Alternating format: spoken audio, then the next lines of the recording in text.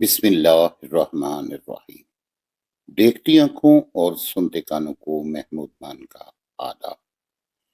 اپنی اس ویڈیو میں ہم بابا جی اشفاق احمد کے افسانے کڈریا کے بارے میں بات کریں گے۔ تو شروع کرتے ہیں۔ کڈریا یہ سردیوں کی ایک یک بستہ اور طویل رات کی بات ہے۔ میں اپنے گرم بستر میں سر ڈانپے گہری نیند سو رہا تھا کہ کسی نے جھنجھوڑ کر مجھے جگا دیا۔ کون ہے؟ میں نے چیخ کر پوچھا، اور اس کے جواب میں ایک بڑا سا ہاتھ میرے سر سے ٹکرایا اور گپ اندھیرے سے آواز آئی، تھانے والوں نے رانو کو گرفتار کر لیا۔ کیا؟ میں نے لرزتے ہاتھ کو پرے دھکیلنا چاہا۔ کیا ہے؟ اور تاریکی کا بھوت بولا، تھانے والوں نے رانو کو گرفتار کر لیا۔ اس کا فارسی میں ترجمہ کرو۔ داؤ جی کے بچے، میں نے رونکھے ہو کر کہا، آدھی رات تنگ کرتے ہیں، دفع ہو جاؤ۔ میں نہیں آپ کے گھر میں رہتا، میں نہیں پڑھتا۔ داؤ جی کے بچے، کتے، اور میں رونے لگا۔ داؤ جی نے چمکار کر کہا، اگر پڑھے گا نہیں تو پاس کیسے ہوگا؟ پاس نہیں ہوگا تو بڑا آدمی نہ بن سکے گا، پھر لوگ تیرے داؤ کو کیسے جانیں گے؟ اللہ کرے سب مر جائیں، آپ بھی، آپ کو جاننے والے بھی، اور میں بھی اپنی جوانا مرگی پر میں ایسا رویا کہ 2 ہی لمحوں میں گگی بند گئی۔ داؤ جی بڑے پیار سے میرے سر پر ہاتھ پھیرے جاتے تھے اور کہہ رہے تھے، بس اب چپ کر، شاباش میرا اچھا بیٹا، اس وقت یہ ترجمہ کر دے، پھر نہیں جگاؤں گا۔ آنسوؤں کا تار ٹوٹتا جا رہا تھا۔ میں نے جل کر کہا، آج حرام زادے رانو کو پکڑ کر لے گئے، کل کسی اور کو پکڑ لیں گے۔ آپ کا ترجمہ تو نہیں، انہوں نے بات کاٹ کر کہا، میرا تیرا وعدہ رہا، آج کے بعد رات کو جگا کر کچھ نہ پوچھوں گا۔ شاباش، اب بتا۔ تھانے والوں نے رانو کو گرفتار کر لیا۔ میں نے روٹ کر کہا، مجھے نہیں آتا۔ فوراً نہیں کہہ دیتا ہے۔ انہوں نے سر سے ہاتھ اٹھا کر کہا، کوشش تو کر۔ نہیں کرتا، میں نے جل کر جواب دیا۔ اس پر وہ ذرا ہنسے اور بولے، کارکنان غزما خانہ رانورا توقیف کردند۔ کارکنان غزما خانہ، تھانے والے، بولنا نہیں، نیا لفظ ہے، نئی ترکیب ہے، 10 مرتبہ کہو۔ مجھے پتا تھا کہ یہ بلا ٹلنے والی نہیں۔ ناچار غزما خانہ والوں کا پہاڑا شروع کر دیا۔ جب 10 مرتبہ کہہ چکا تو داؤ جی نے بڑی لجاجت سے کہا، اب سارا فقرہ 5 مرتبہ کہو۔ جب پنجگانہ مصیبت بھی ختم ہوئی تو انہوں نے مجھے آرام سے بستر میں لٹاتے ہوئے اور رضائی اڑاتے ہوئے کہا، بھولنا نہیں، صبح اٹھتے ہی پوچھوں گا۔ پھر وہ جدھر سے آئے تھے ادھر لوٹ گئے۔ شام کو جب میں ملا جی سے سپارے کا سبق لے کر لوٹتا تو خراسیوں والی گلی سے ہو کر اپنے گھر جایا کرتا۔ اس گلی میں طرح طرح کے لوگ بستے تھے، مگر میں صرف موٹے ماشکی سے واقف تھا، جس کو ہم سب کدو کریلا ڈھائیانے کہتے تھے۔ ماشکی کے گھر کے سامنے بکریوں کا ایک باڑا تھا، جس کے 3 طرف کچے مکانوں کی دیواریں اور سامنے کے رخ آڑی ترچھی لکڑیوں اور خاردار جھاڑیوں کا اونچا اونچا جنگلہ تھا۔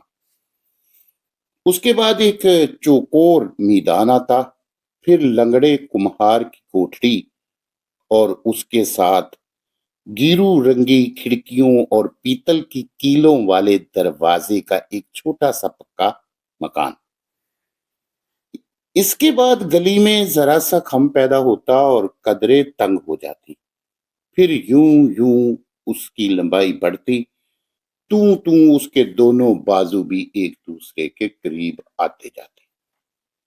شاید وہ ہمارے قصبے میں سب سے لمبی گلی تھی اور حد سے زیادہ سنسان۔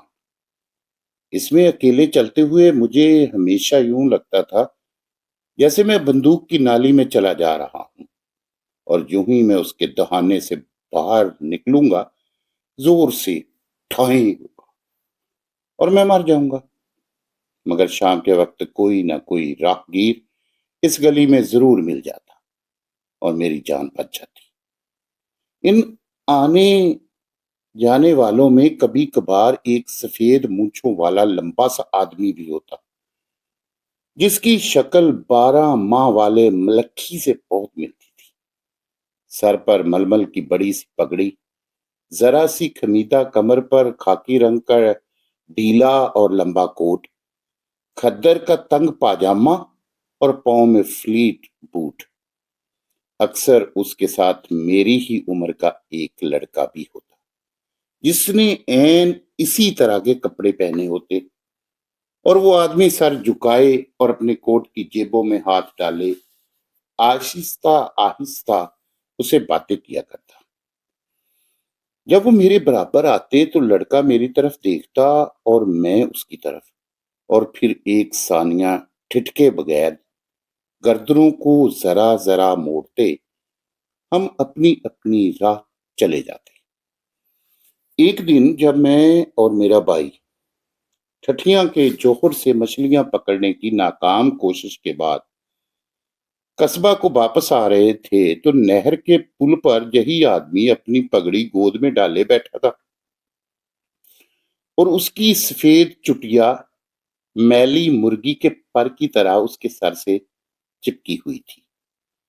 اس کے قریب سے گزرتے ہوئے میرے بھائی نے ماتھے پر ہاتھ رکھ کر زور سے کہا، داؤ جی سلام۔ اور داؤ جی نے سر ہلا کر جواب دیا، جیتے رہو۔ یہ جان کر کہ میرا بھائی اس سے واقف ہے، میں بے حد خوش ہوا، اور تھوڑی دیر بعد اپنی منحنی آواز میں چلایا، داؤ جی سلام، جیتے رہو جیتے رہو۔ انہوں نے دونوں ہاتھ اوپر اٹھا کر، اور میرے بھائی نے پٹاخ سے مجھے زناٹے کا ایک تھپڑ دیا۔ شیخی کھورے کتے، وہ چیخا، جب میں نے سلام کر دیا تو تیری کیا ضرورت رہ گئی تھی؟ ہر بات میں اپنی ٹانگ پھنساتا ہے کمینہ، بھلا کون ہے وہ؟ داؤ جی، میرے بھائی نے تن کر پوچھا۔ وہ جو بیٹھے ہیں وہ داؤ جی، میں نے آنسو پی کر کہا۔ بکواس نہ کر، میرا بھائی چڑ گیا اور آنکھیں نکال کر بولا، ہر بات میں میری نقل کرتا ہے کتا شیخی کھورا۔ پھر میں نہیں بولا اور خاموشی کے ساتھ راہ چلتا رہا۔ دراصل مجھے اس بات کی خوشی تھی کہ داؤ جی سے تعارف ہو گیا۔ اس کا رنج نہ تھا کہ بھائی نے مجھے تھپڑ کیوں مارا، وہ تو اس کی عادت ہی تھی۔ بڑا تھا نا، اس لیے ہر بات میں اپنی شیخی بگاڑتا تھا۔ داؤ جی سے الیک سلیک تو ہو ہی گئی تھی، اس لیے میں کوشش کر کے گلی سے اس وقت گزرنے لگا جب وہ آ جا رہے ہیں۔ انہیں سلام کر کے بڑا مزہ آتا تھا، اور جواب پا کر اس سے بھی زیادہ۔ وہ جیتے رہو کچھ ایسی محبت سے کہتے کہ زندگی دو چند سی ہو جاتی اور آدمی زمین سے ذرا اوپر اٹھ کر ہوا میں چلنے لگتا۔ سلام کا یہ سلسلہ کچھ سال بھر یوں ہی چلتا رہا، اور اسی اسنا میں مجھے اسی قدر معلوم ہو سکا کہ داؤ جی گیرو رنگی کھڑکیوں والے مکان میں رہتے ہیں اور چھوٹا لڑکا ان کا بیٹا ہے۔ میں نے اپنے بھائی سے ان کے متعلق کچھ اور بھی پوچھنا چاہا، مگر وہ بڑا سخت آدمی تھا اور میری چھوٹی سے چھوٹی بات پر چڑ جاتا تھا۔ میرے ہر سوال کے جواب میں اس کے پاس گھڑے گھڑائے دو فکرے ہوتے تھے، تجھے کیا اور بکواس نہ کر۔ مگر خدا کا شکر ہے کہ میرے تجسس کا یہ سلسلہ زیادہ دیر تک نہ چلا۔ اسلامیہ پرائمری سکول سے چوتھی پاس کر کے میں ایم بی ہائی سکول کی 5ویں جماعت میں داخل ہوا تو داؤ جی کا لڑکا میرا ہم جماعت نکلا۔ اس کی مدد سے اور اپنے بھائی کا احسان اٹھائے بغیر میں یہ جان گیا کہ داؤ جی کھتری تھے اور قصبہ کی منصفی میں عرضی نویسی کا کام کرتے تھے۔ لڑکے کا نام امی چند تھا اور وہ جماعت میں سب سے ہوشیار تھا۔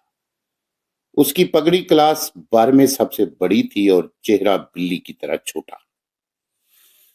چند لڑکے اسے میاؤں کہتے تھے اور باقی نیولا کہہ کر پکارتے تھے، مگر میں داؤ جی کی وجہ سے اس کو اس کے اصلی نام سے ہی پکارتا تھا۔